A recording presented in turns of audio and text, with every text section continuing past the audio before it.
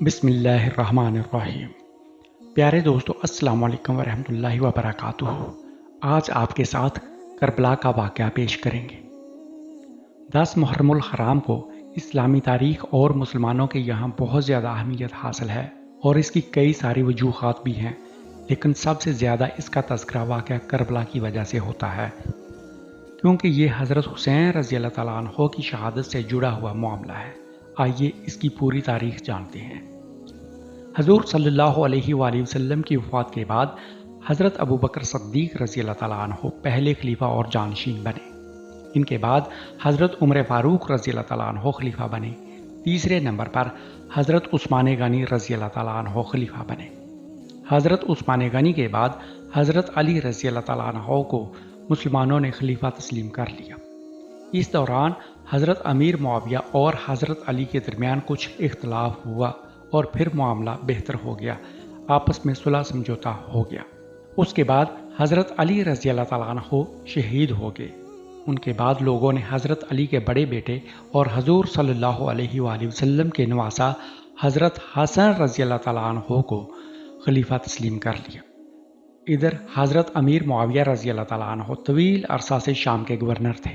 حضرت علی کے بعد انہوں نے بھی اپنی خلافت کا اعلان کر دیا۔ کچھ عرصہ تک اختلاف رہا اور پھر 6 ماہ بعد حضرت حسن رضی اللہ تعالیٰ عنہ نے خلافت چھوڑنے کا اعلان کر دیا۔ حضرت امیر معاویہ اور حضرت حسن کے درمیان ایک سمجھوتا ہوا، جس میں یہ بات بھی شامل تھی کہ حضرت امیر معاویہ اپنے بعد اپنے خاندان میں خلافت کو منتقل نہیں کریں گے، بلکہ شورا کے ذریعے انتخاب ہوگا۔ حضرت امیر معاویہ پچھلے 20 سال یعنی حضرت عمر رضی اللہ تعالیٰ عنہ کے زمانے سے شام کے گورنر تھے اور اب وہ عالم اسلام کے متفقہ خلیفہ بن گئے۔ مسلمانوں کے درمیان جاری رساکشی کا بھی خاتمہ ہو گیا۔ حضرت امیر معاویہ نے عالم اسلام کی بہتری کے لیے کئی اہم فیصلے کیے اور کئی تاریخی کارنامے انہوں نے انجام دیے۔ انہوں نے بحری بیڑا فوج کی تشکیل دی۔ اس طرح سمندری فوج تشکیل دینے والے وہ پہلے خلیفہ تھے۔ حضرت امیر معاویہ رضی اللہ تعالیٰ عنہ نے اپنے بعد اپنا جانشین اور عالم اسلام کا خلیفہ اپنے بیٹے یزید کو مقرر کر دیا اور مسلمانوں سے کہا کہ وہ فیصلہ کو قبول کرے، مطلب یہ کہ مسلمان یزید کی بیعت کرے۔ جب یہ فیصلہ ہوا تھا اس وقت سینئر اور جید صحابہ کرام مدینہ میں موجود تھے۔ حضرت امیر معاویہ نے مدینہ کے گورنر مروان بن حکم سے کہا کہ وہ مدینہ میں سبھی سے یزید کے لیے بیعت لے۔ مدینہ کے سینئر صحابہ نے انکار کر دیا، جن میں حضرت حسین ابن علی، حضرت عبداللہ ابن زبیر، حضرت عبداللہ ابن عمر اور حضرت عبد الرحمن بن ابو بکر کے نام بہت اہم ہیں۔ صحابہ کرام کی مخالفت کی وجہ یہ تھی کہ حضرت امیر معاویہ نے اپنے بیٹے کو اگلا خلیفہ مقرر کر دیا، جو اسلامی مزاج اور شریعت کے خلاف سمجھا گیا۔ اس سے پہلے کسی بھی خلیفہ نے اپنی اولاد اور رشتہ دار کو اپنا ولی عہد اور اپنے بعد خلیفہ منتخب نہیں کیا تھا۔ یہ فیصلہ حضرت حسن کے ساتھ ہوئے معاہدے کے بھی خلاف تھا۔ حضرت امیر معاویہ نے یہ فیصلہ کیوں کیا، اس کی کوئی خاص اور ٹھوس وجہ نہیں ملتی۔ حضرت امیر معاویہ تقریباً 20 سال خلیفہ رہے۔ حضور صلی اللہ علیہ وآلہ وسلم کی وفات کے بعد سب سے لمبی مدت تک امیر معاویہ ہی خلیفہ رہے۔ اس کے بعد حضرت امیر معاویہ کا بھی انتقال ہو گیا۔ وصیت کے مطابق یزید اگلے خلیفہ منتخب ہوئے۔ سینئر صحابہ کرام نے یزید کو خلیفہ تسلیم کرنے سے انکار کر دیا۔ دوسری طرف کوفہ سے حضرت حسین رضی اللہ تعالیٰ عنہ کے شہداؤں نے خط لکھا کہ آپ کوفہ تشریف لائیں، ہم آپ کے ہاتھ پر بیعت کریں گے، آپ کو خلیفہ تسلیم کریں گے، ہم لوگ یزید کو خلیفہ تسلیم نہیں کرتے۔ کہا جاتا ہے کہ کوفہ سے تقریباً 18,000 خطوط حضرت حسین کو موصول ہوئے۔ حضرت حسین رضی اللہ تعالیٰ عنہ نے کوفہ جانے کا فیصلہ کر لیا۔ حضرت حسین رضی اللہ تعالیٰ عنہ کا ماننا تھا کہ یزید کا خلیفہ رہنا ظالم کی حکومت کو تسلیم کرنا ہے۔ یزید کی خلافت اسلام اور شریعت کے خلاف ہے۔ دوسری طرف یزید بن معاویہ کی ذاتی شخصیت بھی تنازع کا شکار تھی۔ یزید شکار، تفریح اور شراب کا عادی تھا۔ لوگوں کا بھی ماننا تھا کہ ان میں خلیفہ بننے کی اہلیت اور صلاحیت نہیں۔ یزید ہر حال میں حضرت حسین سے بیعت لینا چاہتا تھا، کیونکہ حضرت حسین حضور صلی اللہ علیہ وآلہ وسلم کے نواسا تھے۔ ان کی بیعت کے بعد ہی یزید کی خلافت مستحکم ہو سکتی تھی اور عالم اسلام میں خلافت کی اہمیت تسلیم کی جاتی۔ حضرت حسین اسے نااہل سمجھتے تھے اور اسے ہٹانا اپنا فرض گردانتے تھے۔ کوفہ والوں پر بھروسہ کرتے ہوئے حضرت حسین رضی اللہ تعالیٰ عنہ پہلے مدینہ سے مکہ روانہ ہوئے۔ وہاں اہل بیت جانثاروں اور ساتھیوں کے ساتھ کوفہ کے لیے نکل گئے۔ مکہ میں اس وقت حضرت عبداللہ بن زبیر رضی اللہ تعالیٰ عنہ تھے۔ انہوں نے حضرت حسین کو روکا اور کہا کہ آپ یہیں رہیں، نہ جائیں، مکہ میں ہی رک کر خلافت قائم کرنے کی کوشش کریں۔ حضرت حسین نے کہا کہ ہم حق کی خاطر ہر حال میں جائیں گے۔ حضرت عبداللہ بن زبیر نے کہا کہ آپ بچوں اور خواتین کو ساتھ لے کر نہ جائیں۔ اور بھی کئی لوگوں نے روکنے کی کوشش کی، لیکن حضرت حسین کا ارادہ پختہ تھا۔ وہ رکے نہیں اور یہاں سے کوفہ کے لیے روانہ ہو گئے۔ دوسری طرف یزید کو پورے معاملے کا علم ہو چکا تھا۔ کوفہ میں ان کے گورنر اس وقت نعمان بن بشیر تھے۔ کوفہ میں یزید کے خلاف اور حضرت حسین کی حمایت میں ہونے والی سبھی سرگرمیوں پر ان کی پوری نگاہ تھی، لیکن وہ اسے نہیں روک رہے تھے۔ مورخین کا کہنا ہے کہ نعمان بن بشیر بنو امیہ کے گورنر ضرور تھے، لیکن وہ بھی یزید کو خلافت کا حقدار نہیں سمجھتے تھے۔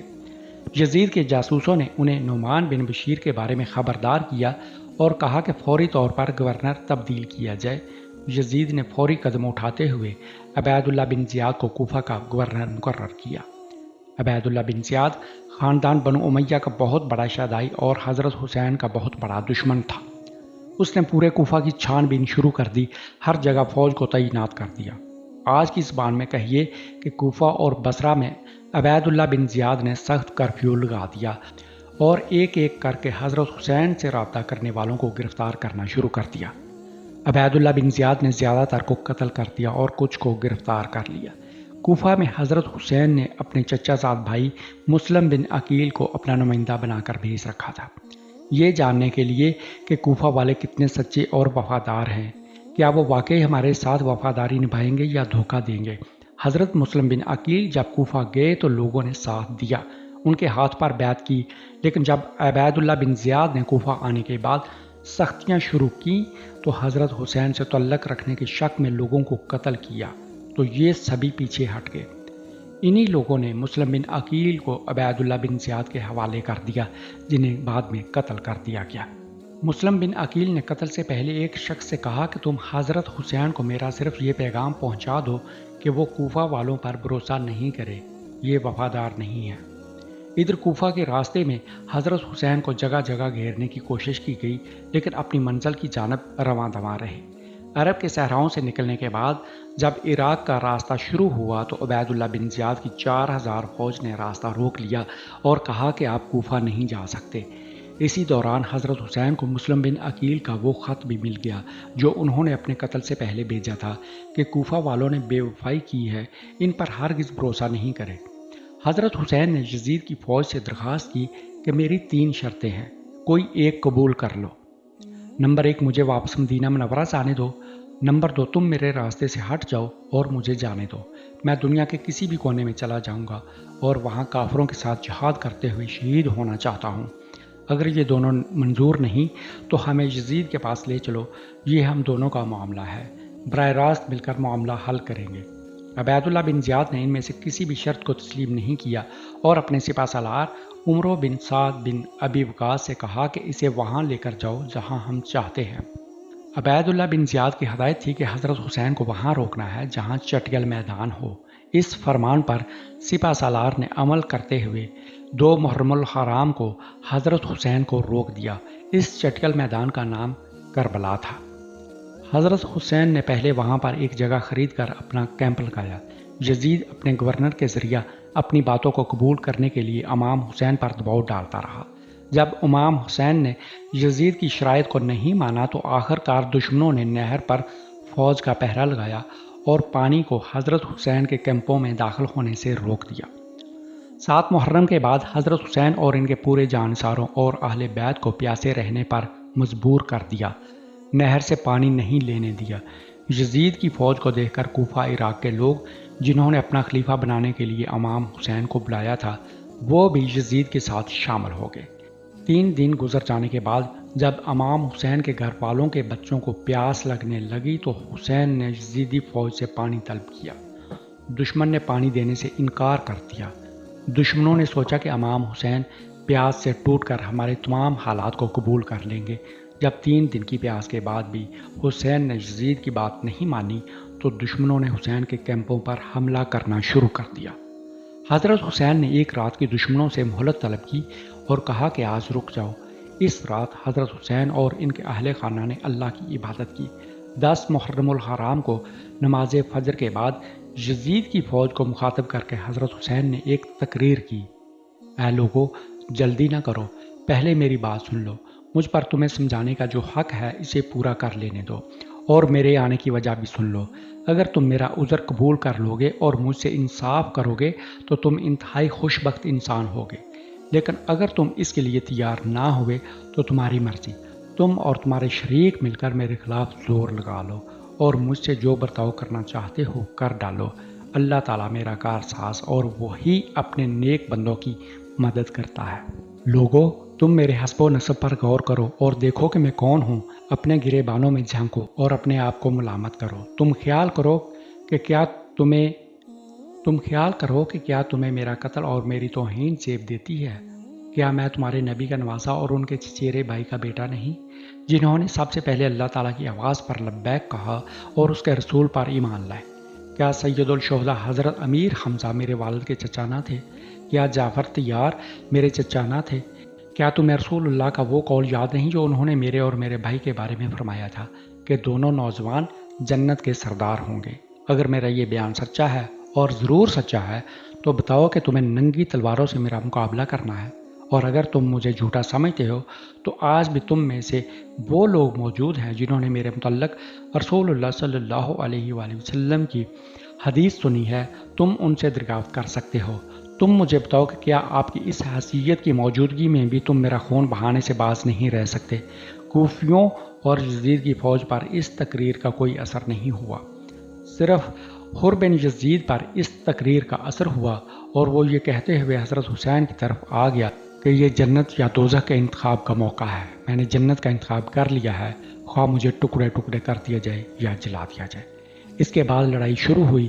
مورخین نے اسے جنگ لکھا ہے، لیکن سچائی یہ ہے کہ یہ جنگ نہیں تھی۔